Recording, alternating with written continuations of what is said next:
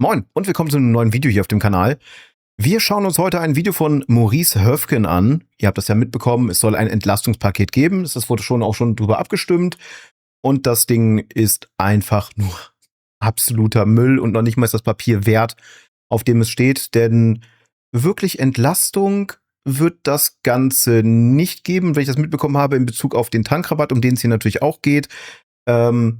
Sollen die Ölkonzerne da wohl schon beigegangen sein und haben mitunter an einigen Stellen tatsächlich die Preise um diesen Entlastungspunkt einfach wieder erhöht, um noch mehr Kohle zu machen.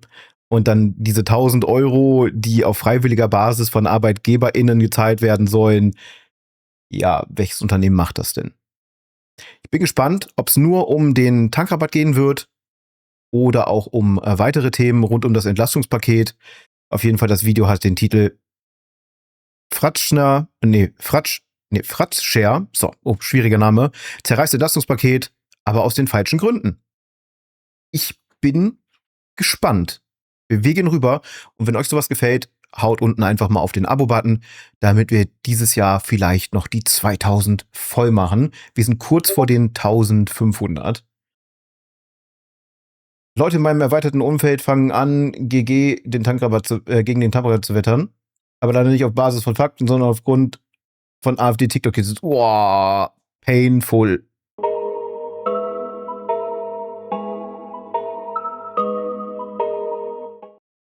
Der Ökonom Marcel Fratscher hält das Entlastungspaket der Bundesregierung für einen schweren Fehler, insbesondere den Tankrabatt. Warum er falsch liegt, jetzt hier im Video. Und das ist eben die Konsequenz. Autofahrerinnen und Autofahrer werden ein Stück weit profitieren.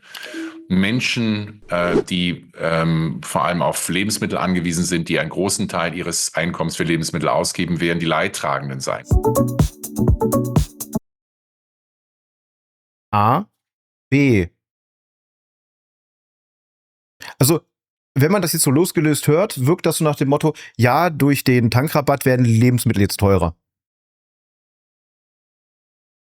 Ich bin gespannt, was der Kontext der Aussage sein wird.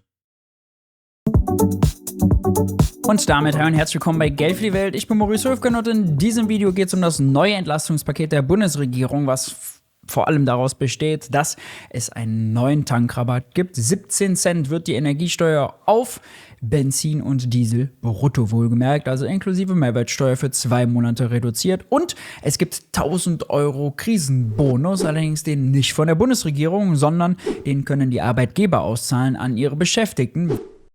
Da haben wir schon den Satz können. Sie müssen es nicht. Also es ist im Grunde genommen von der Bundesregierung ein ja, also wir erlauben das jetzt den Unternehmen, bitte macht das. Aber ihr müsst nicht, aber bitte macht das, weil wir haben euch das jetzt erlaubt. Und wir haben immer noch die Probleme. Sie wollen und den macht die Bundesregierung dann frei von Steuern und Abgaben. Was Marcel Fratscher davon hält, wurde er im ZDF gefragt und wir gehen mal rein. Ja, wie schätzen Sie das Ganze, was da jetzt heute Morgen konkret veröffentlicht worden ist, ein? Es ist erst einmal nur Stückwerk. Das haben Sie ja eben in den Berichten auch sehr klar dargelegt. Das sind 2 konkrete Maßnahmen und weitere sollen folgen. Die 17 Cent Steuererleichterung für Benzin und für Diesel ist eigentlich ein kontraproduktives Element. Denn es muss uns bewusst sein, dass erstens ein Teil dieser 17 Cent nicht in die Taschen der Autofahrer schließen wird, sondern in die Taschen der Mineralölkonzerne, die eben eine erhebliche Marktmacht haben. Das ist der erste Punkt. Da muss man jetzt allerdings sagen, die Vergangenheit hat gezeigt, der Tankrabatt von Christian Lindner, dass das zum Großteil weitergegeben wurde, überall da, wo Tankstellen zumindest halbwegs im Wettbewerb standen. Große Ausnahme, Tankstellen auf Autobahnraststätten. Da ist nun mal gar kein Wettbewerb, da haben die noch mehr Marktmacht als ohnehin schon und können den Preis setzen, wie sie wollen. Da wurde der eingesackt. Allerdings, und da gibt es Auswertungen vom Kartellamt, es gibt Studien vom IFO-Institut, es gibt Studien vom ZEW-Institut, die kommen alle trotzdem zu der Schlussfolgerung, der Tankrabatt hat funktioniert und wurde weitestgehend weitergegeben. Ich muss ganz kurz was Off-Topic-mäßiges ansprechen, weil ich es immer wieder sehe bei den Leuten. Das Mikrofon. Falls ihr euch mal gewundert habt, warum ihr bei vielen Leuten, also bei mir hört man das Atmen, weil ich allgemein schwer atme. Das liegt an meiner kaputten Lunge. Das lässt sich nicht ändern. Ich könnte es rausschneiden, aber das ist anstrengend ohne Ende. Auf jeden Fall, wenn man das Mikrofon direkt so vor der Nase hat, dann hat man die ganze Luftströmung, alles. Das heißt, jedes Zischen, die Nasenströmung und allem drum und dran sitzt im Ton mit drinne. Das verfälscht den Ton. Deswegen das Mikrofon immer zur Seite und nicht direkt reinsprechen. Dafür ist das Ding nämlich nicht gemacht. Also selbst wenn ihr professionelle Studios seht im Gesangsbereich, die das SM7B zum Beispiel benutzen, werdet ihr feststellen, dass das Mikrofon niemals direkt auf die Person eigentlich gerichtet ist, sondern immer aus einem leichten Winkel kommt, weil man diese Strömung nicht mit drin haben möchte. Und falls es weh tat, sorry, ne, aber das ist halt, ne, du musst halt mega runterregeln oder sonst irgendwas. Das ist nicht gut. Das ist nicht gut.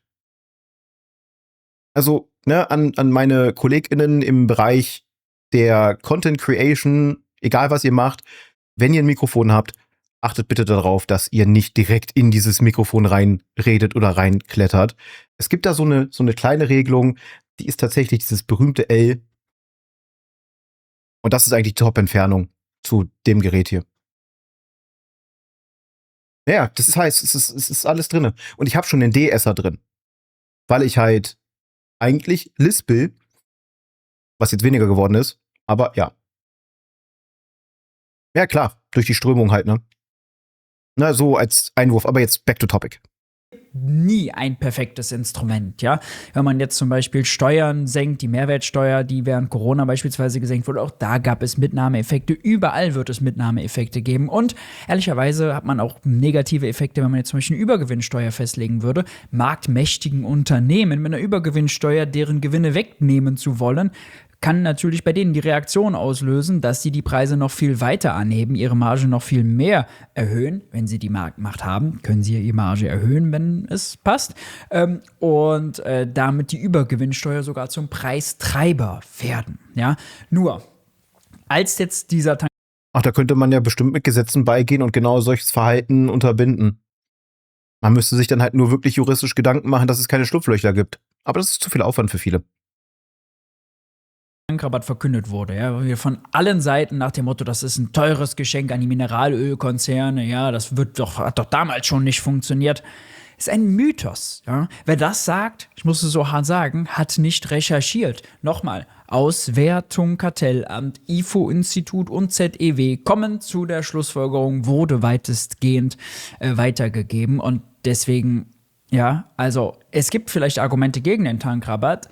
Das ist aber kein gutes. Zweitens muss man sich auch fragen, was bedeutet das, wenn Autofahrer jetzt entlastet werden? Das heißt, dass sie nicht so viel Benzin und Diesel einsparen werden, wie es notwendig wäre, um eben mit dem geringeren Angebot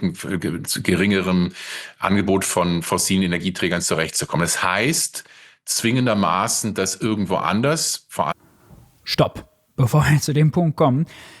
Der Sparanreiz geht kaputt. Ja, das sagt auch eine Wirtschaftsweise Monika Schnitzer zum Beispiel. Das sagen auch viele andere. Nur erstens, das Angebot in Deutschland ist noch gar nicht knapp. Wir haben noch keine Mangelsituation. Ja, es könnte in Zukunft dazu kommen. Und dieses könnte, ja, löst Spekulation aus auf vor allem auf so einem großen Weltmarkt wie dem Ölmarkt. Ja, da sitzen dann Spekulanten und Von wann ist denn das Video?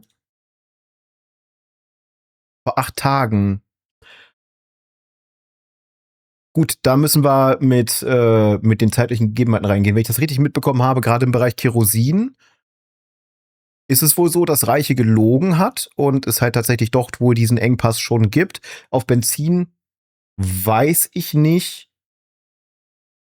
Da könnte er aber kommen. Aber ich meine, gerade im Bereich Kerosin, was ja auch aus derselben Quelle quasi kommt, da ist es schon problematisch und das ist, denke ich mal, nur eine Frage der Zeit. Solange die Straße von Hormuz weiterhin blockiert wird sich das dann auch irgendwann auf die anderen Mineralölbereiche auswerten. Also natürlich auch dann auf Rohöl, was dann halt zum Beispiel den Transport via Schiff immer teurer machen wird.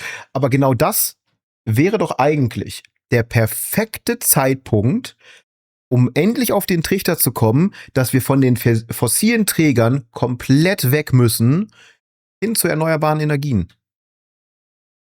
Also Forcierung und Subventionierung für E-Mobilität, Umbau von Gas und Öl und Pellets oder sonst irgendwas zu einer Wärmepumpe zum Beispiel und so weiter und so fort. Dann sagen sie, aber der Strompreis.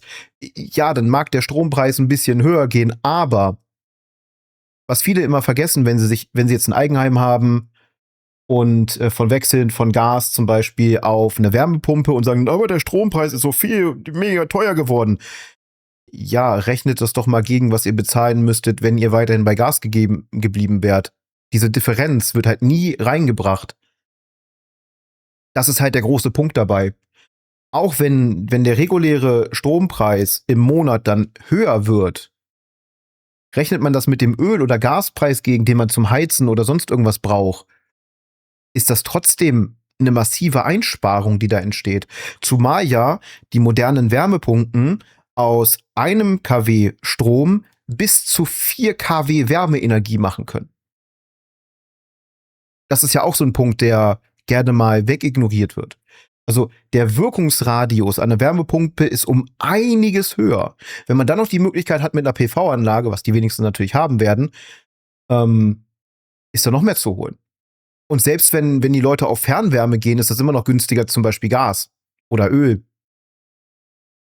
Sehe ich nicht. Die Leute meckern, aber denken nicht so an Neubau. Das ist halt genau das Problem und das liegt halt auch viel an unserer Politik.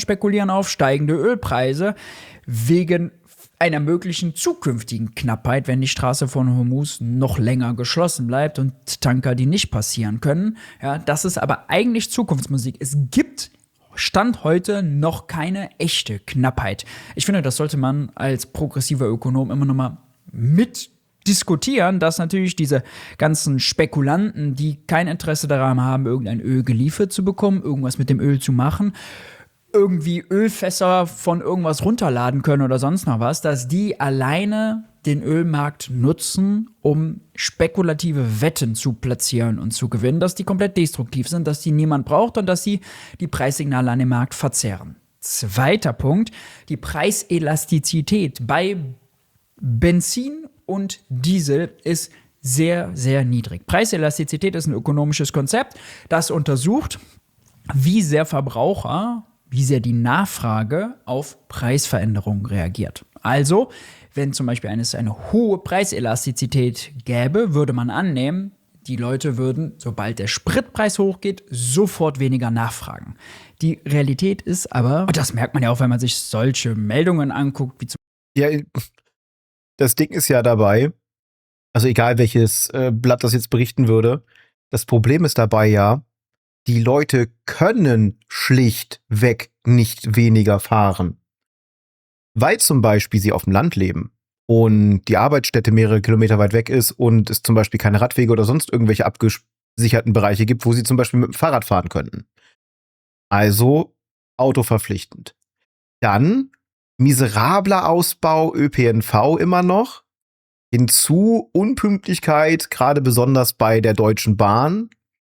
Das heißt, man kommt auch nicht pünktlich zur Arbeit. Und ein weiteres Problem, und das ist die Krux an der ganzen Sache und das wo ich mir nur denke, wie kann das eigentlich sein? Es ist für das Einzelindividuum günstiger, mit dem Auto zu fahren, als den ÖPNV zu benutzen. Und da liegt eins der Hauptprobleme. Bestes Beispiel hier jetzt in der Stadt. Sie haben jetzt Kurzstrecke erhöht. Kurzstrecke sind 3 Haltestellen. Die sind um 30 Cent jetzt teurer geworden. 1,70 € war es vorher für 3 Haltestellen. Sind jetzt 2 €. Und zurück müsstest du dann ja nochmal 2 € bezahlen. Das heißt, du hast 4 € ausgegeben für 1,5 Kilometer. So, fährst du die Strecke mit dem Auto, bist du da weit, weit drunter. Mal abgesehen von den Umweltschäden, die das erzeugt, ne? Das mal komplett rausgerechnet. Und das ist halt ein großes Problem. Du fährst von Stadt A nach Stadt B und bist trotzdem günstiger, wenn du mit dem Auto fährst. Weil die Bahn einfach viel zu teuer ist. Viel, viel zu teuer. ÖPNV viel zu teuer. Und dann gibt es halt keine vernünftigen Angebote. Das Deutschland-Ticket wird auch immer teurer.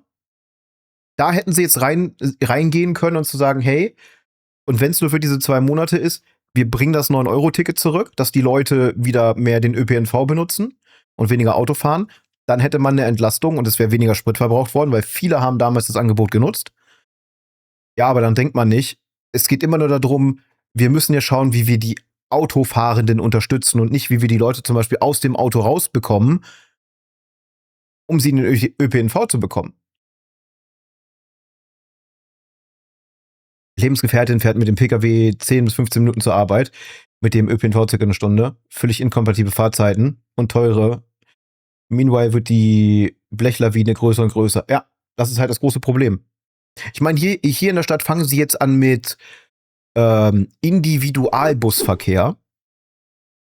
Das muss man sich so vorstellen, man hat eine App auf dem Smartphone und ähnlich wie bei einem Taxi ruft man sich einen Bus. Und das Ganze funktioniert so, dass eine Route vorweg berechnet wird. Also man sieht dann, welcher Bus dann in der Nähe ist und ungefähr in diese Richtung fährt. Und da sitzen dann natürlich auch noch andere mit drinne, die dann irgendwo wann aussteigen. Und dieser Bus fährt dann diese Bereiche ab. Quasi wie so ein Kettentaxi. Nur halt im Busformat. Um mehr Dynamik reinzubringen in die ganze Sache. Damit halt diese Beispiele ausgeräumt werden. Weil das ist völlig inkompatibel. Wenn du 10 bis 15 Minuten mit dem Auto, sagen wir mal 20 Minuten mit dem Fahrrad brauchst, aber eine Stunde mit dem Bus, weil du keine vernünftige Route hast, weil du dann erstmal in den anderen Stadtteil, also quasi weg von der Arbeitsstätte, dann musst du umsteigen, dann musst du in den anderen Bereich, der fährt dann drumherum und dann musst du in den dritten Bus, um dann da anzukommen und hast dann jedenfalls noch 5, 6, 7, 8, 9 Minuten Wartezeit. Das bringt niemandem was.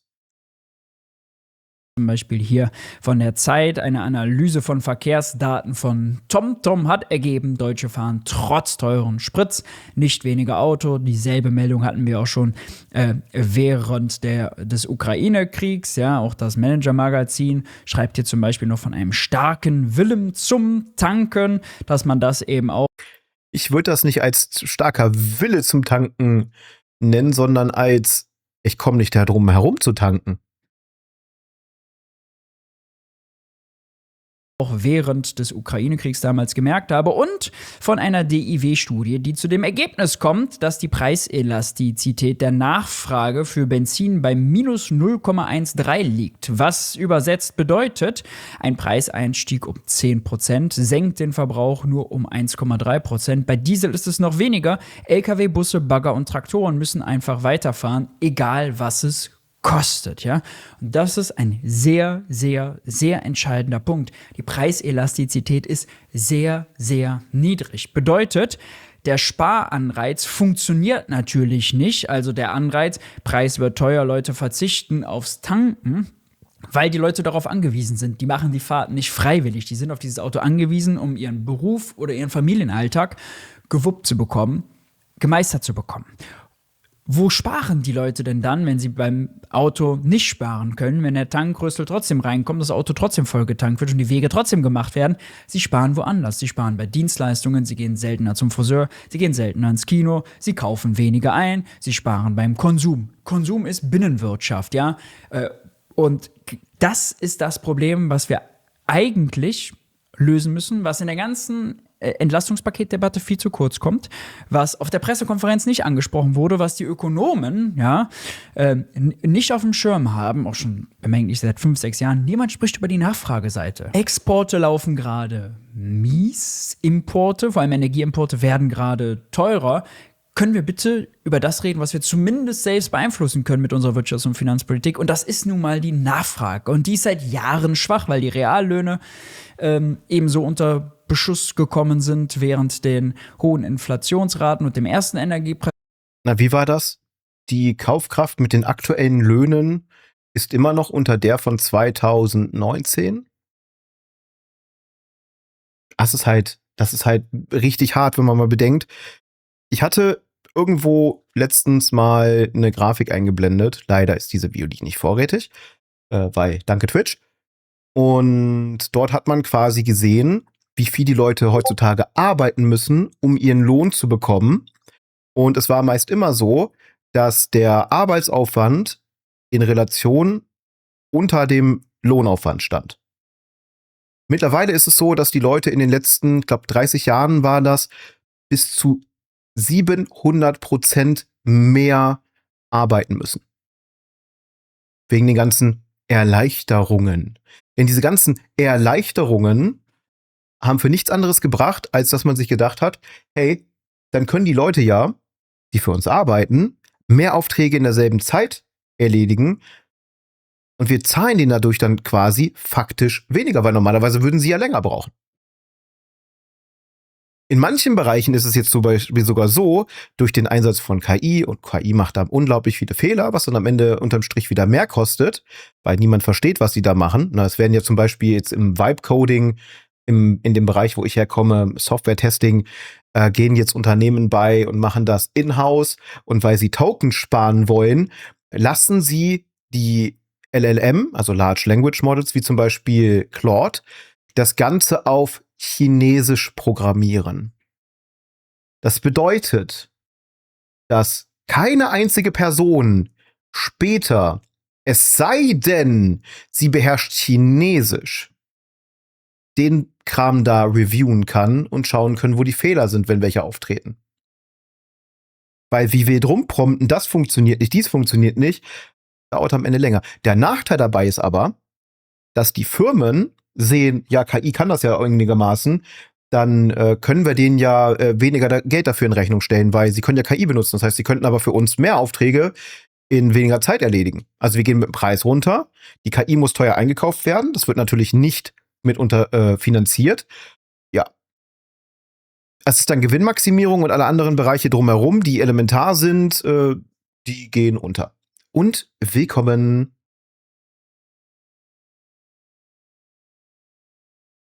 Und genau das passiert jetzt gerade wieder, noch nicht in dem Ausmaß, ja, aber die Lehre muss das sein, wir müssen jetzt die Reallöhne verteidigen, wir müssen jetzt die Kaufkraft verteidigen, damit die Leute zumindest weiter konsumieren und nicht auch sparen, ja, in der Binnenwirtschaft. Und der Glaube, hoher Spritpreis hält die Leute vom Autofahren ab, ist eben mit dieser Preiselastizität, die wir da haben, ein Irrtum. Dazu gibt es auch noch mal eine längere Auswertung, auch vom DIW selbst, ja, aus dem Jahr 2019. Die haben ganz viele Studien mal hier in so eine Grafik geplottet und die Grafik zeigt kurzfristig, ja, was für Benzin und Diesel jeweils nach den jeweiligen Studien an Preiselastizität angenommen wird. So, wir hatten eben minus 0,13 und das ist tatsächlich auch das, wo sich die Großzahl der Studien, ja, der Auswertungen hier bewegt. Die sind aus den USA, die sind aus Großbritannien, die sind auch aus Deutschland, auch was älter schon, ja. Aber man sieht hier sehr deutlich, in der ganz kurzen Frist ist die Preiselastizität niedrig. Deswegen liegen erstens auch all jene falsch, die den Tankrabatt als klimapolitisches Desaster bezeichnen. Nein, ja, weil ja das Preissignal in der langen Frist viel wichtiger ist. Ja, das sieht man auch hier. Langfristig ist die Preiselastizität viel größer als kurzfristig. Denn ganz kurzfristig können die Leute nicht aufs Auto verzichten und machen die Leute auch keinen Fahrzeugwechsel, steigen also nicht mehr eben so easy peasy aufs E-Auto um. Manchmal habe ich ja das Gefühl, die Leute würden glauben, ja, dann sollen die Leute halt, wenn jetzt Benzin ein bisschen teurer ist, müssen die halt damit klarkommen, dann sollen die halt ihren alten Polo verkaufen, ja, den sie seit 8 Jahren haben und einfach für 30.000 Euro ein neues E-Auto kaufen. 8 Jahre ist da aber jetzt noch sehr, sehr wohlwollend formuliert, wenn man sieht, wie viele Leute noch mit einem Golf 1 oder Golf 2 durch die Gegend düsen. Und die sind halt wirklich alt. Na, da ist nichts mit 8 Jahre alt. Ich weiß gar nicht, ob es irgendwie einen errechneten Durchschnitt gibt, wie alt ungefähr das Fahrzeug ist, was zum Beispiel in Deutschland gefahren wird. Also so als medianen Wert. Mein Wagen zum Beispiel, bevor man ihn mir zu Schrott gefahren hat, war von 2003. Also der war zu dem Zeitpunkt, wo ich ihn verloren habe, schon 20 Jahre alt. 21 Jahre. Also von daher, denke ich mal, ist das eher so 15, 16 Jahre, kann ich mir schon vorstellen, dass da der Durchschnitt ist. Und ja, klar, du kannst nicht einfach beigehen und sagen, hey, jetzt wo das nicht ist, dann verkauf halt deinen Benziner, deine Dreckschleuder und kauf dir ein E-Auto. Das funktioniert nicht. Dafür müsste es Mechanismen geben, die das massiv subventionieren und Möglichkeiten geben, dass die Leute dort auch rankommen dann. Und das ist halt nicht gegeben, weil die Leute ja quasi immer weniger verdienen und immer weniger Geld zur Verfügung haben. Durch Inflation, dann werden die Gehälter an diese Inflation nicht angeglichen, die Firmen kriegen den Hals nicht voll und erhöhen am laufenden Band ihre Preise. Und wenn sie die Preise nicht erhöhen, dann versuchen sie einfach mal zum Beispiel beizugehen und die Menge ein bisschen zu reduzieren. Es gibt ja so diese gute Werbung, ich weiß nicht mehr von was das war, da ging es um irgendeinen Olivenverkäufer, riesiges Unternehmen, und einer der Mitarbeitenden hatte dann die glorreiche Idee, wie sie Kosten einsparen können, indem man aus dem Glas einfach jeweils eine Olive entfernt. Und somit hat das Unternehmen dann Gewinne über Gewinne gemacht. Und das nennt man dann, genau, wie es im Chat steht, ihr seht es jetzt natürlich hier gerade nicht, Rezeptur verbessert. Na, und dann geht der Preis hoch oder sonst irgendwas. Oder halt die Menge ist weniger und ja. Und so muss man dann immer mehr für Lebensmittel oder andere Produkte zahlen, die wesentlich weniger geben. 30.000 Euro für ein E-Auto ist auch recht optimistisch. Nö, gar nicht mal so. Gar nicht mal mehr. Wenn es Standardausstattung ist und du nichts irgendwie Pompöses haben willst, kriegst du dafür tatsächlich schon ein E-Auto. Wir haben letztens gesehen für, ich glaube, das waren 33.000 Euro, einen E-Mini mit 400 Kilometer Reichweite. Davon aber nicht der Mini-Mini, also das kleine Kompaktauto, sondern deren SUV, der auch recht klein ist, aber ja, Standardausstattung und kein Angebotspreis war das hier in der Stadt, waren es 33.000. Wenn du dann natürlich mit bestimmten Ausstattungen oder verstärktem Akku oder sonst irgendwas beigehst, dann kommst du an die 40, 50, 60.000 ganz, ganz schnell ran. Aber nur 15 Ausstattungen, dann ohne Leder, was ich ja sowieso bevorzuge, dass da kein Leder oder sonst irgendwas drin ist, das geht mittlerweile. Und BYD ist ja auch in Deutschland immer noch auf dem Vormarsch und die haben sich immer noch als Ziel gesetzt, irgendwann ein E-Auto mit mindestens 400 Kilometer Reichweite auf den Markt zu werfen, das unter 10.000 Euro kostet. Unter 10.000 Euro ist deren Zielsetzung. Das war zum Beispiel, Gott, wie sollte der erst heißen? Der heißt jetzt, glaube ich, Dolphin Mini. Der hatte vorher einen anderen Namen. Ist auch ein Kleinwagen, so groß wie ein Golf, glaube ich, war der. Der ist dann hier doch ich glaube, mit 25.000 oder sowas an den Start gegangen.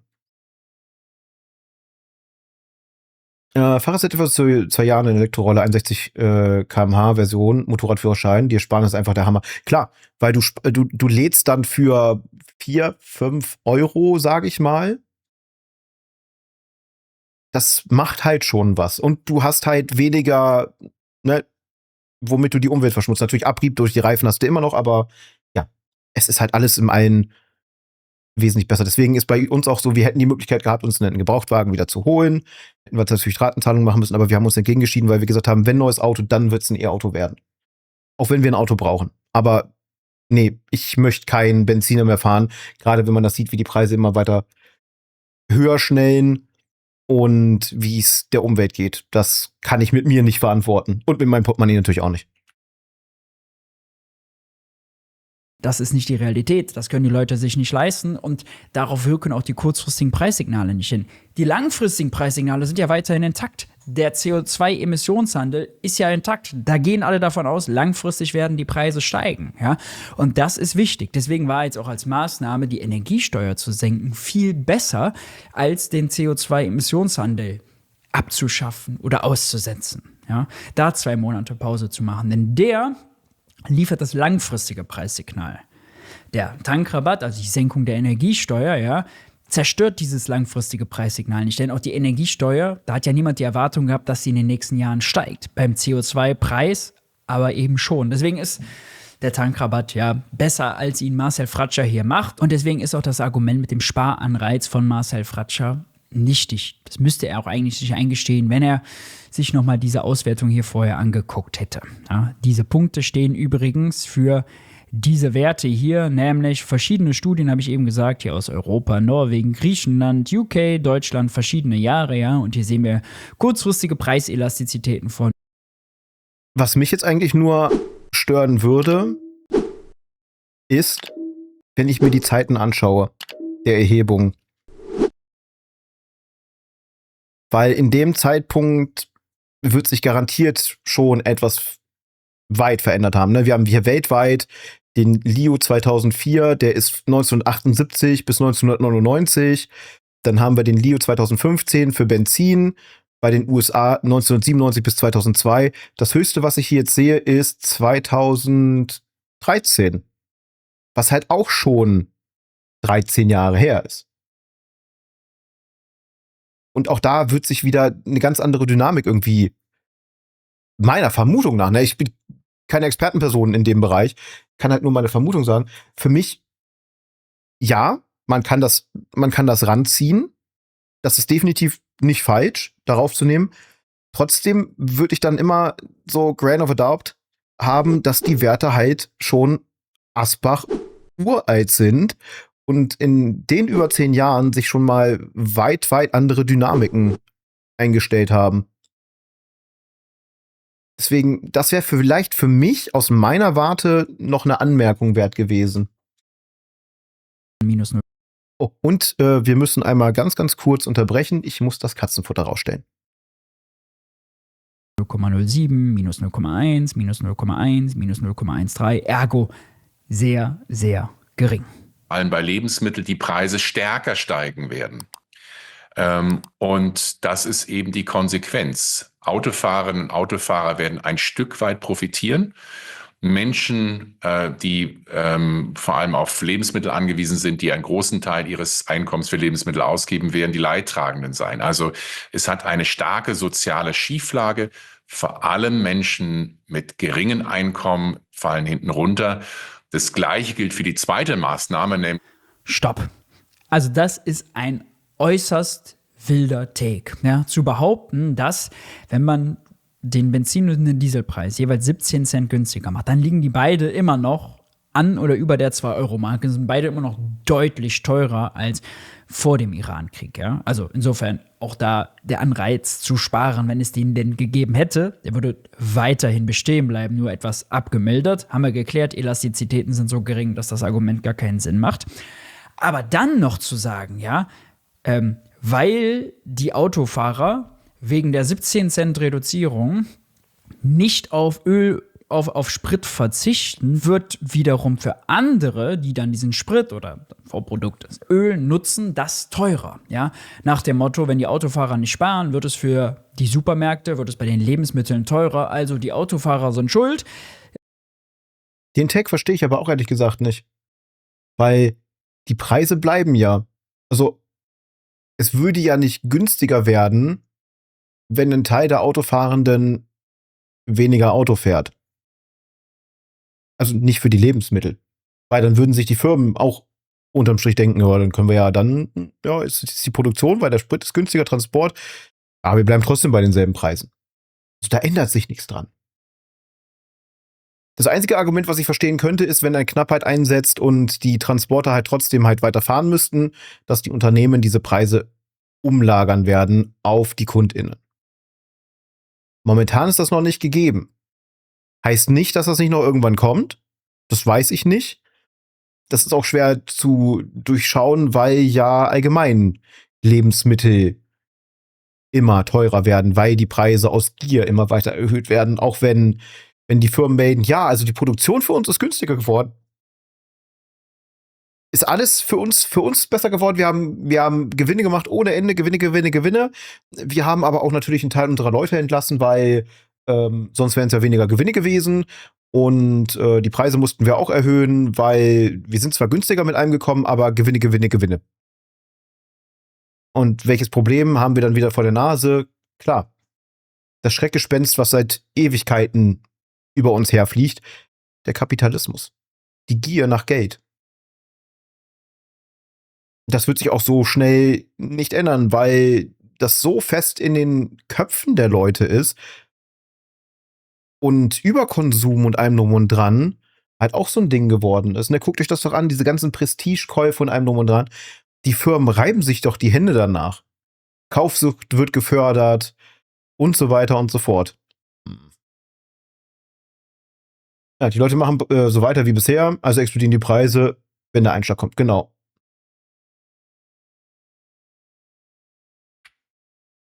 Dass die Preise im Supermarkt steigen.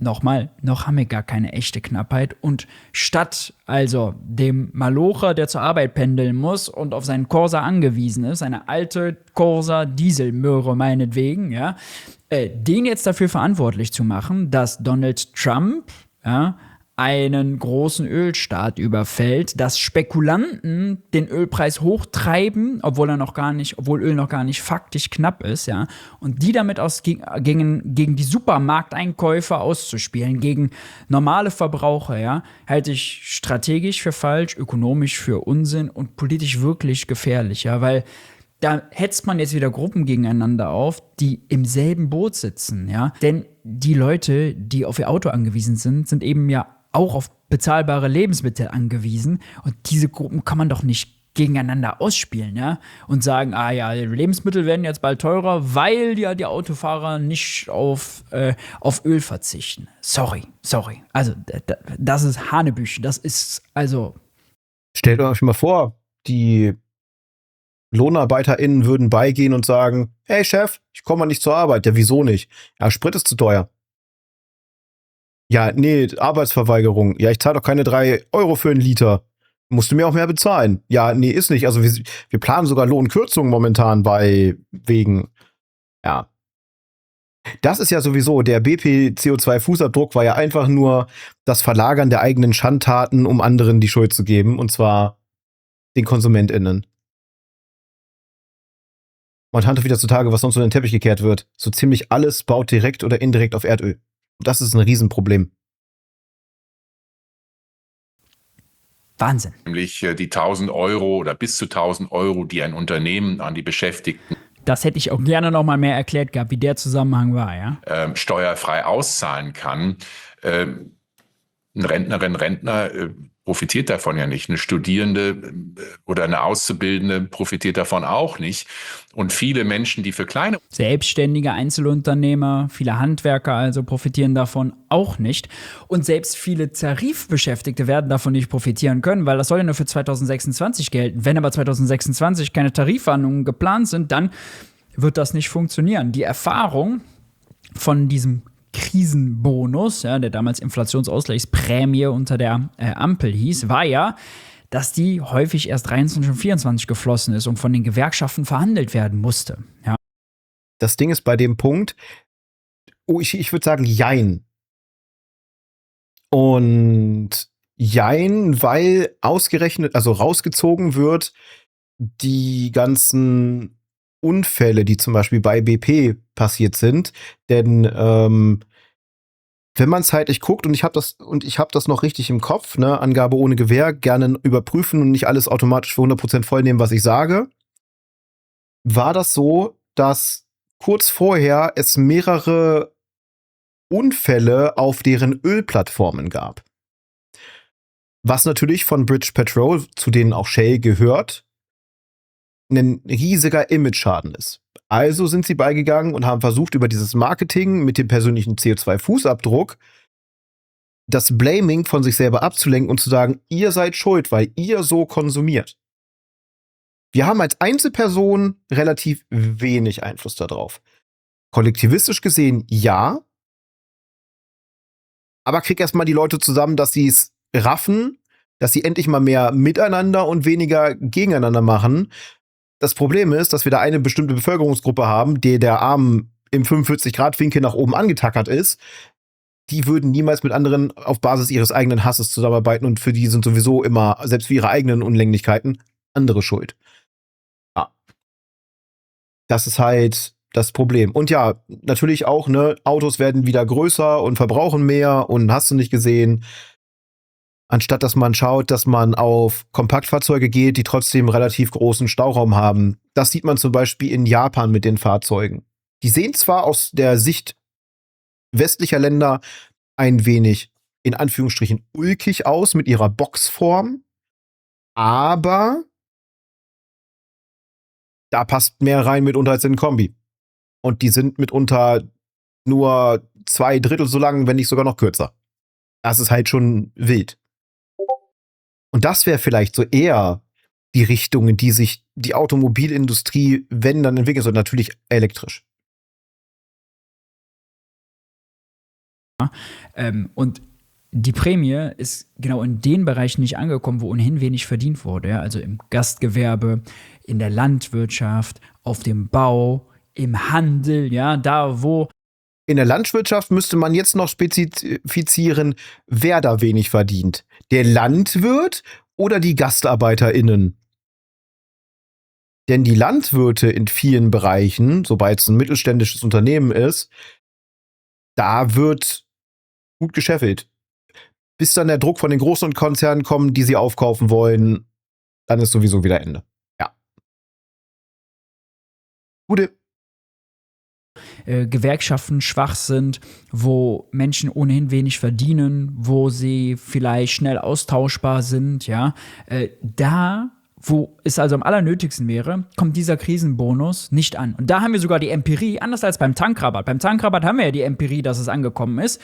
Bei dem Inflationsausgleichsprämie, ja, haben wir die Empirie, dass es nicht angekommen ist. Dieser Krisenbonus ist also von der Idee viel schlechter, viel zielungenauer, viel ungerechter, viel bürokratischer auch außerdem. Ja, der wird Steuerberater, Finanzämter, Buchhalter unnötig belasten als der Tankrabatt. Ja, deswegen verstehe ich gar nicht, dass man sich so über diesen 1,6 Milliarden Euro Ich meine, das geht ja so weit mit den Fossilen, dass man eine veraltete Studie einherzieht und die Aussage einer einzigen Person als die ultimative Wahrheit nimmt, dass PV-Anlagen schlechter wären als fossile Energieträger. Und dass dadurch der Umweltschaden um ein Vielfaches höher wäre. Da merkt man doch schon, was die Lobbyarbeit angeht. Oder wenn man versucht, die Fahrzeugindustrie zu schützen, das ist momentan so ein ganz wilder Take, der von hauptsächlich Rechten wiederkommt, dann nehmen sie eine Studie, die der Spiegel 2017 darüber berichtet hat. 2017 wohl bemerkt. Diese Studie sagt, ein Kind verbraucht im Jahr mehr CO2 als ein Auto. Also solle man doch lieber auf das Kind verzichten als auf das Auto. Das ist der Tenor dieser Studie. So hart werden die Fossilen momentan hochgepriesen und beschützt, dass man auf sowas zurückgreift. Das ist wild, ohne Ende. Rabatt so sehr aufregt, aber über diesen Krisenbonus, der komplett random ist oder irgendwie von der, also das ist ja generell ist dieses ganze Entlastungspaket irgendwie von der Ampel kopiert, ja, aber nur halbherzig. Warum da die Kritik nicht viel größer und viel lauter ist, verstehe ich nicht. Falsche Priorität. Unternehmen arbeiten fürs Geschäft um die Ecke oder die Bäckerei, die können sich das gar nicht leisten, 1.000 Euro an ihre Beschäftigten auszuzahlen. Also auch diese Maßnahme hat eine große soziale Schieflage. Also das Geld, die Hilfe kommt nicht wirklich dort an, wo sie benötigt wird. Und das ist mein Hauptkritikpunkt an diesem. Das kann übrigens kein Kritikpunkt am Tankrabatt sein, denn der ist zwar nicht gerecht im Verhältnis zum Einkommen, dafür aber gerecht im Verhältnis zum Verbrauch. Ja? Wer viel fährt, der bekommt auch viel Entlastung. Wer ein E-Auto hat, wer im Homeoffice arbeitet, wer also wenig fährt, bekommt wenig Entlastung. Das ist aber nur richtig, weil die Personen sind ja auch nicht betroffen. Es wird häufig gesagt, ja, eine Einmalprämie, ja, an alle wäre ja viel gerechter. So 100 Euro für alle oder 300 Euro, was auch immer. Was viel gerechter wäre für viele Leute ist, Mietenspiegel einzuführen. Mehrwertsteuer weg von Lebensmitteln. Ganz, ganz großes Ding. Die Mehrwertsteuer auf Lebensmittel wegstreichen, 0%. Das würde halt wirklich Entlastung bringen. Ja, diese 17 Cent über einen gewissen Zeitraum bringt etwas. Trotzdem ist der Sprit mittlerweile bei über 2 Euro. Wir haben uns, wie viele Leute waren geschockt, als der Ukraine-Krieg losging, als dann der Spritpreis von 1,60 Euro auf 2,20 Euro hochgeballert ist. Und sich dann wieder so auf 1,90 Euro runtergesetzt hat. Ich rede jetzt von Normalbenzin, ne? Was da schon? Ja, diese 17 Cent auf 2 Monate sind trotzdem auf lange Sicht gesehen ein Tropfen auf dem heißen Stein. Weil die Leute sparen einen Monat und danach wird es wieder teurer und wenn sie Pech haben, wird es danach noch teurer und gegebenenfalls sind dann diese 17 Cent Entlastung, die sie hatten, sehr, sehr schnell wortwörtlich verbrannt. Und die 1.000 Euro, selbst wenn sie ausgezahlt werden würden, ist es auch nur auf lange Sicht gesehen ein Tropfen auf dem heißen Stein. Wenn man bedenkt, dass die Lebenserhaltungskosten pro Person um mittlerweile über 40% gestiegen sind. In den letzten paar Jahren. Um 40% gestiegen sind. Also, das sind alles nur so Beschwichtigungspakete in meinen Augen. So nach dem Motto, ja, wir müssen die Leute so ein bisschen ruhig halten, aber auch nicht so ganz doll, dass wir denen helfen, aber doch so ein bisschen, damit wir hier weitermachen können, was wir wollen. Das ist so für mich so die Wirkung, die ich dabei spüre. Na, kein wirklicher Nutzen für alle. Ja. Und das ist halt das große Problem. Arme Menschen verkonsumieren alles. Billige tierische Lebensmittel wäre auch eine Art Wirtschaftsförderung. Wir brauchen im System unendlichen Konsum und das ist halt das Problem, ganz negativ dabei. Augenwischerei sagt man früher dazu. Ja. Aber es scheint ja leider bei den Leuten zu funktionieren. Beziehungsweise wiederum auch nicht, ne? Wenn man sich die Umfragewerte anschaut. Schwierig. Ja, nur, also, dann bekommen ja diese Prämie auch Leute, die gar nicht höhere Kosten haben oder noch nicht höhere Kosten haben, ja. Gleich muss man übrigens auch für ÖPNV sagen. Ich bin dafür, den ÖPNV kosten- und ticketfrei zu machen. Das schon mal vorneweg geschickt. Nur. Na, ich habe erzählt, ne? Dass der 30 Cent teurer geworden ist. Von 1,70 € auf 2 Euro. 30 Cent. Das ist eine immense Steigerung. Wer seinen Alltag mit Bus organisiert bekommt, hat ja bisher noch nicht unter den höheren Spritpreisen gelitten, braucht also auch nicht wirklich eine Entlastung. Ja? Da ist auch ein bisschen das Gefühl von mir, all jene, die ganze Zeit sagen, jetzt muss aber wieder das 9 Euro. Womit ich ihm ja quasi in dem Punkt schon wieder widersprochen habe, denn die brauchen keine Entlastung, denn die Preise für den ÖPNV sind massiv gestiegen. Also auch da ist ein Kostenfaktor gegeben. Ne, auch die Monatstickets sind massiv in der Bepreisung gestiegen. Also da würde ich eher sagen, bei Maurice, die brauchen ja keine Entlastung, stimmt halt auch nicht so zu 100%, wenn man schaut, was die Verkehrsbetriebe halt immer weiter draufschlagen. Trotzdem sie höhere Subventionierungen der Städte bekommen und der Kommunen.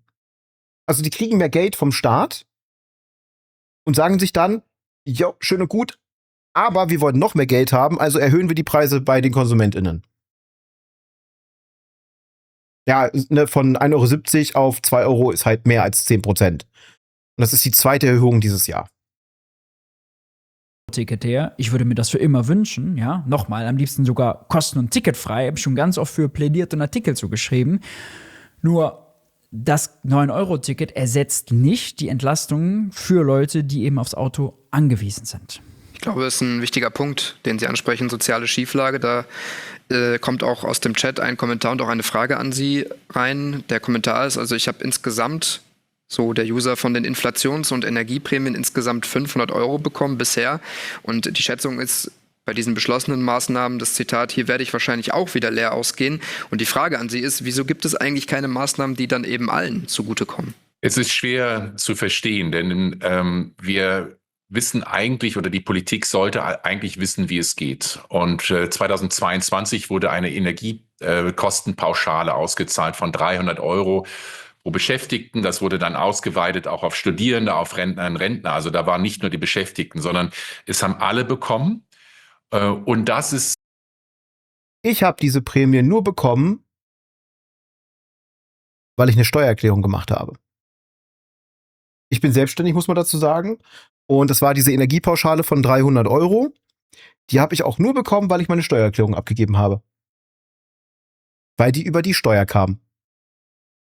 Das bedeutet, dass wahrscheinlich trotzdem sehr, sehr viele Leute leer ausgegangen sind, wenn das in deren Gemeinden auch darüber gemacht wurde. Ja. aus zweierlei Hinsicht ein viel besserer Ansatz als das, was die Bundesregierung bisher gewählt hat. Denn wenn Sie Geld auszahlen, erstens erreichen Sie alle damit. Damals wurde das übrigens bei der Einkommensteuer angerechnet. Das heißt also auch in Euro haben Menschen, die wenig Einkommen haben. Aber auch nur, wenn man die Einkommensteuererklärung gemacht hat. Und die machen ja nun wirklich nicht sonderlich viele. Mittlerweile gibt es in einigen Kommunen dass das Finanzamt euch einen Brief schickt mit, hey, um sie zu entlasten, haben wir schon mal so die Zahlen grob zusammengerechnet und wir übernehmen das für sie, damit sie diesen Stress damit nicht haben. Sie brauchen das Ding hier nur unterschreiben und zurückzuschicken.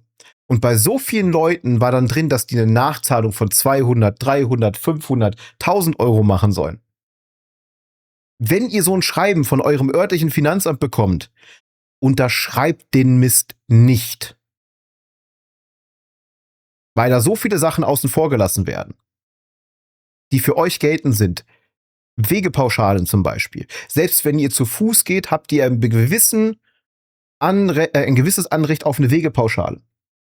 Da gibt es Berechnungssachen zu. Oder andere Punkte wie Arbeitsmaterial, was ihr teilweise mitfinanzieren müsst. Das könnt ihr alles absetzen. Das ist aber in dieser Rechnung nicht drinne, denn in diesem Brief, das ihr vom Finanzamt bekommt, sind nur die Nachweise eures Arbeitgebers enthalten. Nichts anderes. Und dann kann es gerne mal passieren, dass ihr auf einmal nachzahlen müsst. Und das sollte eigentlich bei einer Steuererklärung niemals der Fall sein. Es gibt nicht umsonst die Regelung, ich weiß nicht, ob es da Ausnahmen gibt, aber so kenne ich das, ne, via Angabe ohne Gewähr nachprüfen lassen, dass wenn man eine negative Steuererklärung, also die Antwort bekommt, dass man so und so viel zurückzahlen kann, dass man auch immer noch die Möglichkeit hat, von dieser Steuererklärung zurückzutreten. Und nicht verpflichtet ist, dann auf einmal Summen nachzuzahlen, weil zum Beispiel seitens des Arbeitgebers ein Fehler gemacht wurde. Denn mitunter werden diese Fehler mit Absicht gemacht. Deswegen, wenn ihr dieses Schreiben bekommt von eurem Finanzamt vor Ort, hey, wir haben das für Sie schon mal gemacht, prüft das Ding selber durch, holt euch jemanden, der sich damit auskennt. Für Leute in einem regulären Arbeitsverhältnis gibt es auch sogenannte Steuervereine. Dort kommt ihr wesentlich günstiger an eine Steuererklärung und die Beratung dazu als mit einem festen Steuerberater. Ja, bei einem festen Arbeitsverhältnis sollte man im Schnitt bis zu 1000 Euro wieder zurückbekommen können. Und ich sage mit Absicht bis zu und nicht, ihr kriegt 1000 Euro. Es ist dann die sogenannte Lohnsteuerrückvergütung unter anderem. Aber ja, diese Prämien bekommt man halt mitunter nur, wenn man halt eine Steuererklärung abgibt. Und da das viele nicht machen, kommt das Geld auch nicht an. Also muss es andere Mechanismen geben, wovon die Leute wirklich sofort was merken. Und das ist zum Beispiel die Mehrwertsteuer auf Lebensmittel runter. Erhalte um die 2000 Euro zurück wegen Kinder- und Schwerbehinderung. Das ist dann nochmal was anderes. Und das sind Punkte, die dann auch wieder in diesem vorgefertigten Steuerbescheid oder eine Steuererklärung nicht mit drinstehen würden. Es ist einfach nur ein Trick. Die vermeintliche Entlastung und im Grunde genommen zahlt ihr noch mehr drauf. Also ihr habt dann noch weniger Geld zur Verfügung quasi. Mehr bekommen, mehr Geld in der Tasche gehabt als jetzt Spitzenverdiener. Ich finde, dieses Argument mit der Verteilungsgerechtigkeit wird ja häufig beim Tankrabatt gesagt, naja, aber der Porsche-Fahrer kriegt ja dann auch mehr, ja, oder Christian Lindner, wenn er seine G-Klasse volltankt, ja. Stimmt, nur ist der Tankrabatt wirklich also ein Kriseninstrument wirklich dafür da und müssen wir immer den Anspruch haben, dass das auch verteilungsgerecht ist? Oder soll das nicht einfach nur den Brand und die Krise löschen? Für Verteilungsgerechtigkeit haben wir doch die Einkommensteuer, haben wir doch die Vermögenssteuer, die nicht mehr erhoben wird, haben wir doch die Erbschaftssteuer, die ein löchriger Käse ist, ja? Und die laut vieler Politiker sogar abgeschafft werden soll. Unter anderem die blau-braunen, die halt auch immer noch als gesichert rechtsextrem bezeichnet werden dürfen. Wenn auch nicht vom Bundesamt für Verfassungsschutz, weil da ein Verfahren läuft, aber das Urteil des Gutachtens immer noch gültig, weil es geht ja um das Gutachten und die Einstufung. Man versucht ja die Einstufung zurücknehmen zu lassen, was ja der Klageschrift erkenntlich ist. Also von daher weiß man, dass dieses Gutachten weiterhin gültig ist. eine Stillhalteerklärung ist halt was anderes als ein Hängemandat. Müssen wir da über diese Steuern reden und nicht über einen 1,6 Milliarden Euro Tankrabatt. Der kann an der Verteilung gar nichts kaputt machen, denn über diese Verteilung entscheiden ja Billionen an Löhne, die jedes Jahr ausgezahlt werden und Hunderte von Milliarden an Steuern, die darauf gezahlt werden und nicht 1,6 Milliarden Euro Tankrabatt, oder? Das Zweite, und das ist genauso wichtig. Das ist irgendwie mal so Erbsenzähler-Mentalität, finde ich. Man subventioniert hier nicht das Autofahren und den Benzinpreis, das, was die Bundesregierung eben mit diesem einen Element gemacht hat, sondern Naja, Autofahren ist jetzt nicht billiger als vor dem Irankrieg, sondern immer noch deutlich teurer. Ja? Das als Subvention zu bezeichnen, fragwürdig. Man dämpft eine Preisspitze. Ja? Übrigens im Interesse der Binnenwirtschaft. Nochmal. man sagt, anstelle dessen bekommt Und wir haben gerade also eine AfD, die reitet auf Rekordumfrageergebnissen und Wahlergebnissen. Ja? Die wird überwiegend häufig von Leuten gewählt, die Arbeiter sind, die auf dem Land wohnen, die kleine Einkommen haben, die ökonomische Existenzsorgen haben. Genau die Leute, die von steigenden Überwiegende Arbeiterschaft hat sich jetzt auch mittlerweile schon wieder relativiert, weil das so nicht ganz stimmt. Denn der Großteil der Wählerschaft dieser Partei sind tatsächlich mit über 30% Menschen, die sich in der Grundsicherung befinden. Also de facto arbeitssuchend gemeldet sind. Dann hat man da die AufstockerInnen natürlich auch noch mit zwischen. Der Satz ist aber kleiner. Was aber auch ein großer Anteil der Wählerschaft ist, sind Menschen in Rente oder andersweitigen Sozialleistungen. Also quasi der Mammutanteil wählt diese Partei, die ihnen das wenige, was sie haben, auch noch wegnehmen wollen. Und für mich ist das nicht nachvollziehbar. So viel Hass kann man gar nicht haben, dass man quasi seine eigene Existenz noch weiter gefährden muss, weil die AfD will jegliche Sozialleistung kappen. Das soll weg. Renten? Wer braucht das schon? Deren Steuerkonzept?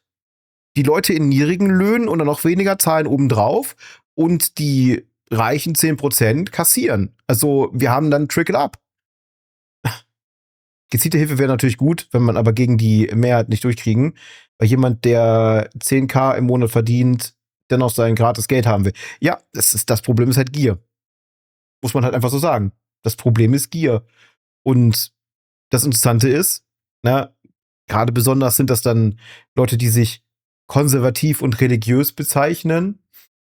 Ja, was ist denn Gier eigentlich so in der Bibel? Ein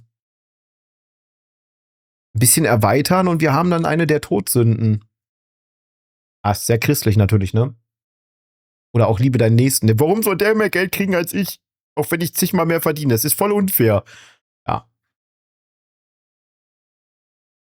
Spritpreisen also betroffen sind. Da jetzt symbolisch nichts gegen zu machen, wäre politisches Harakiri. Ihr Geld und der Autofahrer, der auf dem Land wohnt, wo kein öffentlicher Nahverkehr fährt, der aufs Auto angewiesen ist, kann das Geld, diese 300 Euro nehmen, sagen, das brauche ich fürs Tanken. Die andere Person, die in der Stadt lebt und sagt, ich habe gar kein Auto, ich kann auch die öffentlichen nutzen, aber die braucht gar keine Entlastung. Brauchst für die Lebensmittel. Ja, doch, braucht, weil die Preise für den ÖPNV auch massiv angestiegen sind. Also doch braucht auch Entlastung. David, sorry, Maurice, aber da denkst du gerade nur in eine einzige Richtung.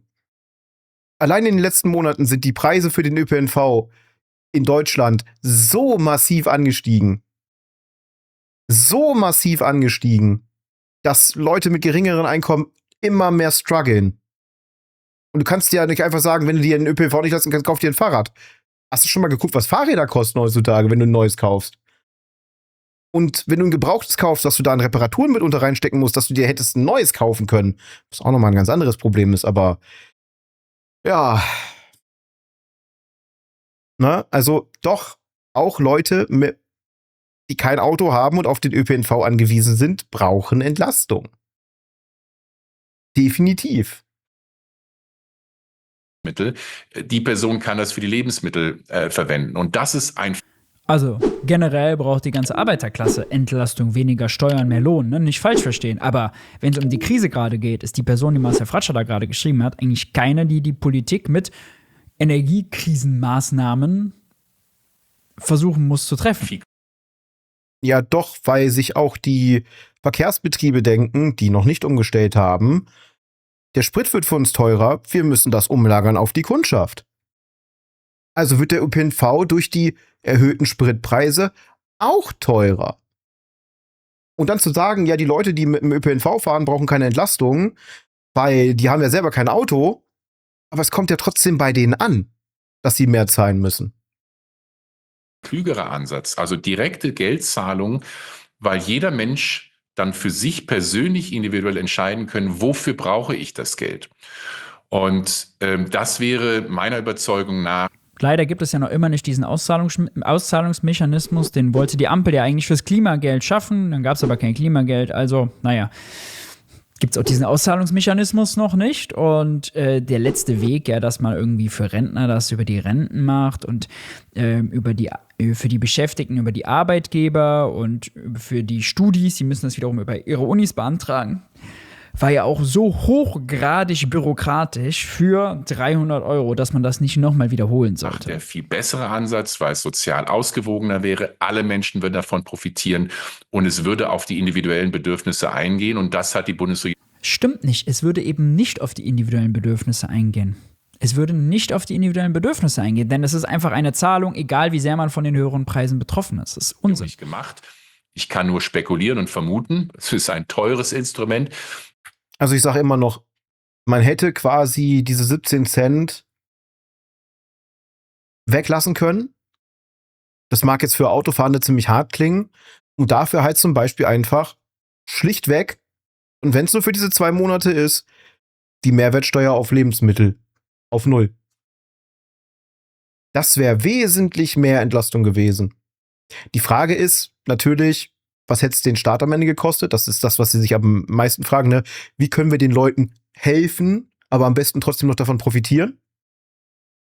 Aber ja, es wäre wesentlich sinnvoller gewesen, denn da hätten dann alle was von gehabt. Wirklich alle, weil es in allen Bereichen teurer wird. Nicht nur im Spritbereich. Das ist, in meinen Augen, ist das mit den 2 Monaten um diese 17 Cent ein Tropfen auf dem heißen Stein. Das mag anfangs bei den Leuten ankommen, aber wer sagt denn, dass die Spritpreise, nachdem diese Frist abgelaufen ist, nicht einfach um 17 oder sonst irgendwas explodieren, weil die Orange dann noch irgendwas Dummes gemacht hat? Na, das ist halt. Ja, Mehrwertsteuer runter, wie es jetzt auch gerade im Chat steht, hilft allen. Direkt, sofort. Also, wenn man sagen würde, ab dem 1.5. Mehrwertsteuer bis zum einschließlich 1.8. auf 0% auf Lebensmittel. Bams, das würde sofort ankommen. Da müsste aber, wenn man die Mehrwertsteuer auf 0 setzen würde, auch die ganzen Geschäfte zwingen, das auch weiterzugeben. Also nur, ja, klar, logisch. Das muss da mit drin sein. Nicht, dass sich dann die Unternehmen denken, unsere Luxusprodukte in der Lebensmittelbranche sind jetzt um 19% günstiger, dann schlagen wir die 19% einfach drauf. Oder die Unternehmen denken sich das. Nee, da muss es dann natürlich Schutzmechanismen geben, dass das nicht passieren darf und dass das horrende Strafen mit sich führt. Da könnte der Staat sogar richtig Geld dran verdienen. Das hat die Bundesregierung damals knapp 10 Milliarden € gekostet. Da wollte man wahrscheinlich nicht so viel Geld ausgeben. Aber nochmals, ich halte das, was jetzt beschlossen wurde, für einen Fehler, weil es eben nicht sozial ausgewogen ist und weil es die falschen Anreize setzt und eben Menschen mit wenig Einkommen dafür einen Preis zahlen. Sie haben ja auch schon im Vorfeld der Beratungen, die dann übers Wochenende liefen, auch angemerkt, Direktzahlungen wäre ein Instrument anstatt steuerlicher Maßnahmen. Ich will es ihm halt nicht vorwerfen. Aber Maurice ist ja jetzt auch niemand, der wenig Geld verdient. Ich weiß nicht, wie viel es ist. Aber ich denke mal, es wird doch schon über dem Bereich sein zum Beispiel einem Menschen in regulärer Lohnarbeit. Durch seinen Blog, durch seine anderen Projekte, durch die Auftritte und so weiter und so fort, denke ich mal, dass da schon ein gutes Einkommen rumkommt. Und was ich immer das Gefühl habe, aber wie gesagt, es ist nur ein Gefühl, deswegen, ich will es ihm nicht direkt vorwerfen, aber ich möchte dieses Gefühl mit euch teilen, ist, dass Menschen, umso mehr sie verdienen, verlernen quasi diesen Wert in dem Geld zu sehen, wie viel Geld das eigentlich ist und wie viel weniger andere eigentlich haben und diese Relation da drin gar nicht sehen. Ich meine, ein gutes Beispiel, ich will ihn jetzt nicht mit Merz vergleichen. Merz ist da ein perfektes Beispiel. Er hält sich nämlich für den gehobenen Mittelstand als Multimillionär. Gehobener Mittelstand als Multimillionär. Das ist halt so das Ding, dass irgendwann einfach die Relation verloren geht. Und deswegen habe ich das Gefühl, wie gesagt, das ist nur ein Gefühl, ich will es nicht direkt als Vorwurf setzen, dass das hier so ein bisschen vielleicht bei ihm in die Meinung mit reinspielt, wo man dann auch gemerkt hat, diese schnippische, ja, die mit dem ÖPNV waren, die brauchen halt keine Entlastung. Obwohl es für die halt auch teurer geworden ist, weil die Unternehmen die Preise weitergeben, wenn die Energiekosten für sie steigen. Ne? Und so ein Preisanstieg zum Beispiel von 30 Cent ist halt nicht gerade wenig.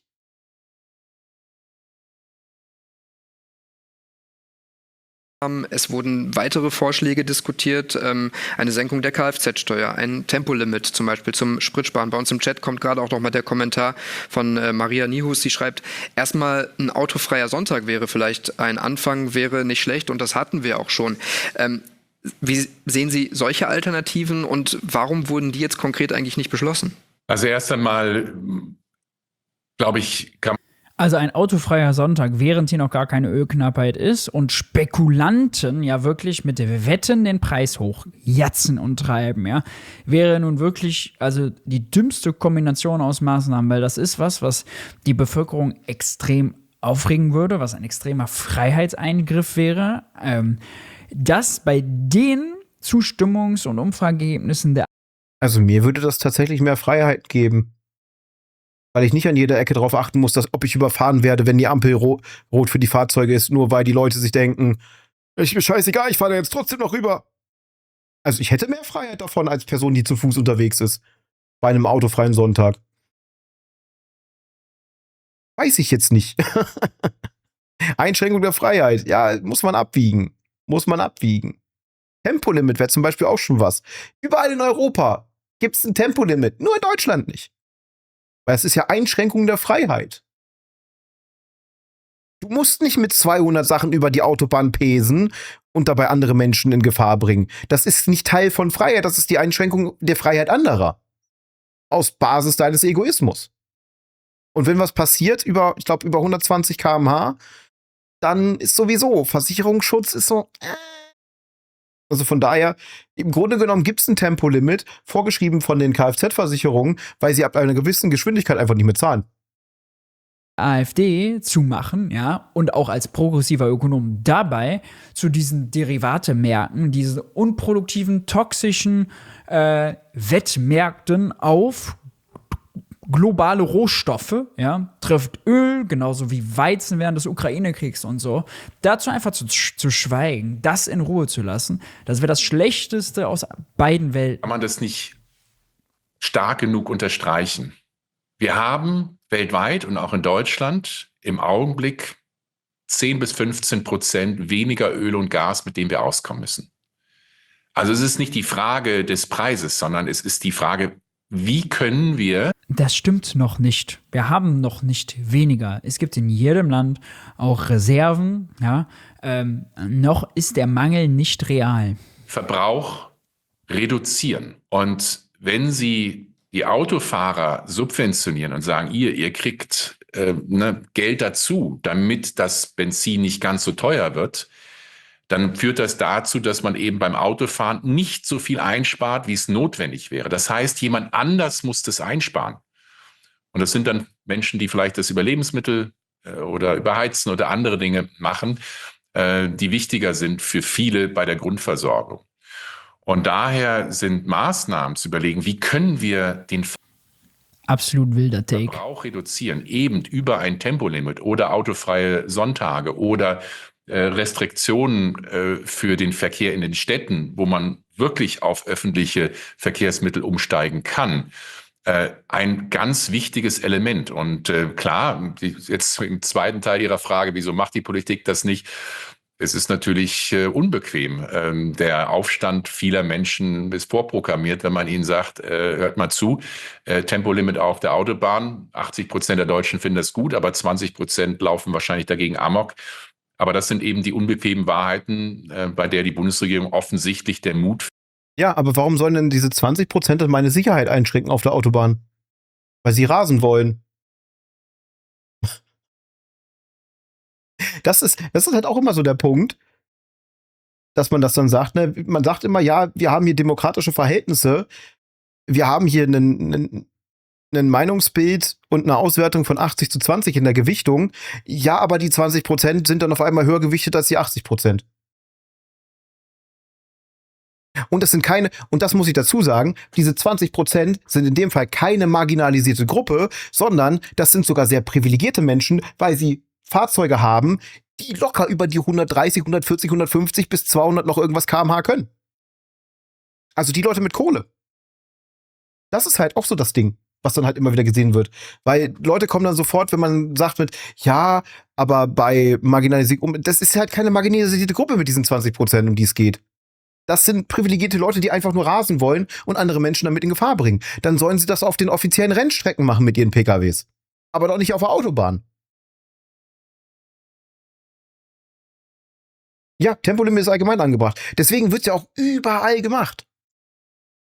Deswegen wird es ja auch wirklich auch überall gemacht.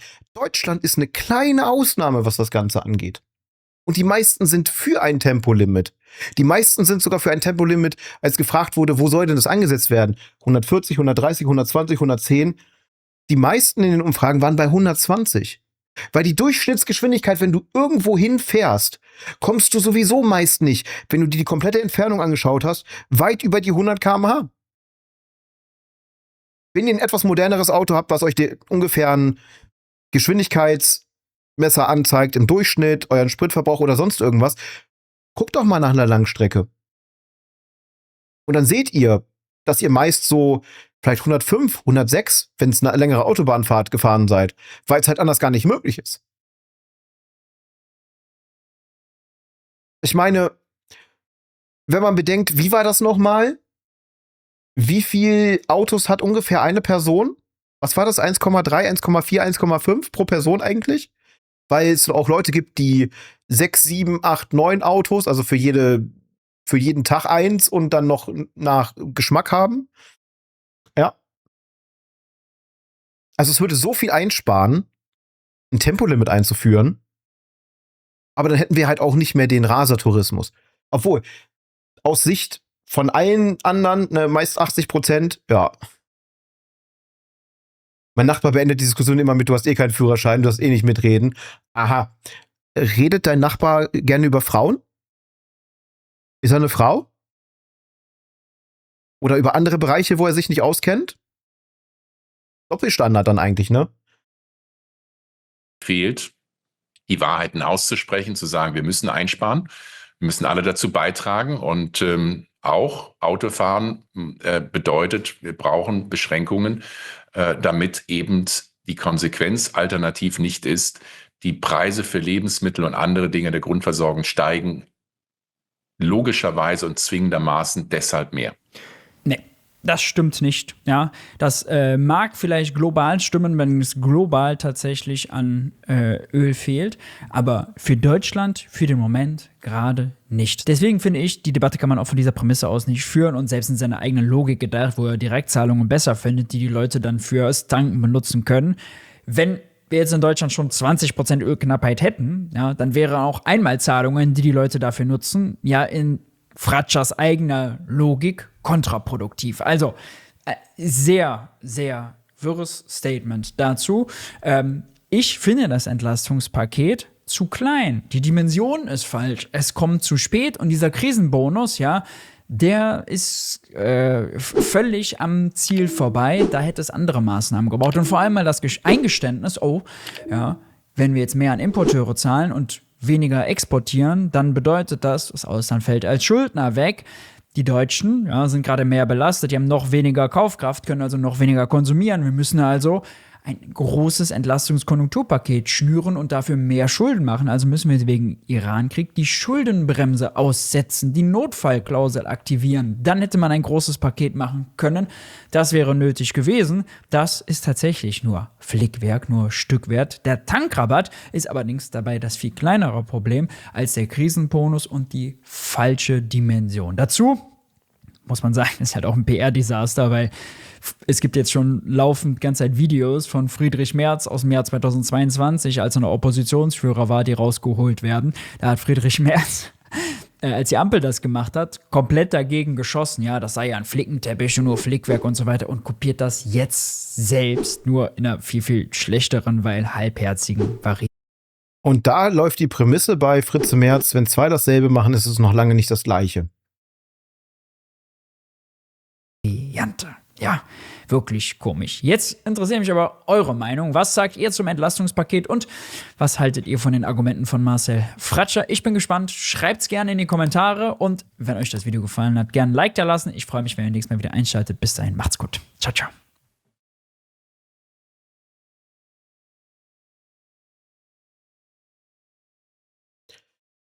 Ja, also ich kann für mich abschließend sagen, ich fand beide Sachen, die jetzt genannt wurden, nicht sonderlich gut.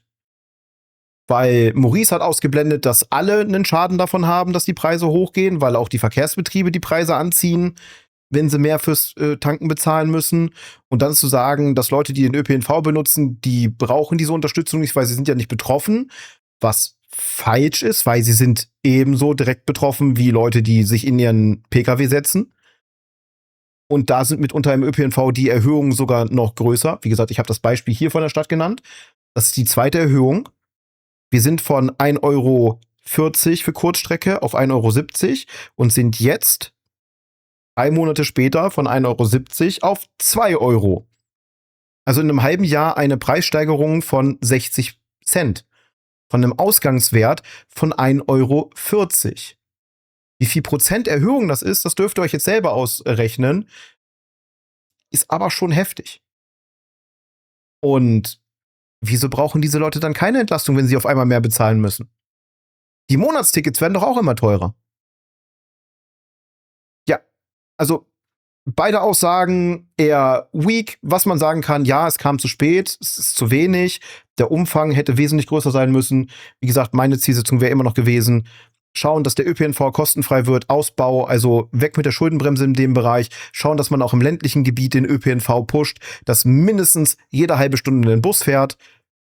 Also muss man da natürlich auch an Personal aufstocken, an Gerät aufstocken und so weiter und so fort. Am besten direkt mit erneuerbaren Energien. Die Mehrwertsteuer auf Lebensmittel runter auf 0%. Und dann würden die Menschen halt wirklich, und zwar alle, Entlastung haben und das wäre dann halt im fairen Bereich. Aber zu sagen, die einen kriegen das und die anderen halt eben nicht und bla würde die Freiheit der Leute einschränken, wobei 80%, also wenn man demokratisch angeht, der überwiegende Teil sagt, wir sind für härtere Regelungen im Straßenverkehr, was zum Beispiel ein Tempolimit angeht. Nee, das ist ein ganz, ganz komischer Take. Eure Meinung in dem Bezug aber gerne unten in die Videobeschreibung. Danke auch an meine SupporterInnen, die Animation klappt, ne? Da läuft sie jetzt durch. Vielen, vielen lieben Dank, ihr macht das Ganze hier möglich. Wenn ihr euch dazu gesellen wollt, wir haben die verschiedensten Plattformen dafür, sei es Twitch direkt, sei es Ko-fi, sei es auf YouTube oder auf Patreon. Checkt dort einfach mal die Sachen aus. Auf YouTube geht das Ganze ab 99 Cent los. Gerade in der jetzigen Zeit günstig ist da manchmal besser, wenn man Leute supporten kann. Ja, wird halt alles teurer, ne? Lässt sich nicht ändern. Dementsprechend, wir sehen uns beim nächsten Video wieder. Oder wenn ihr Bock habt, mal live. Haut rein. Ich bin raus.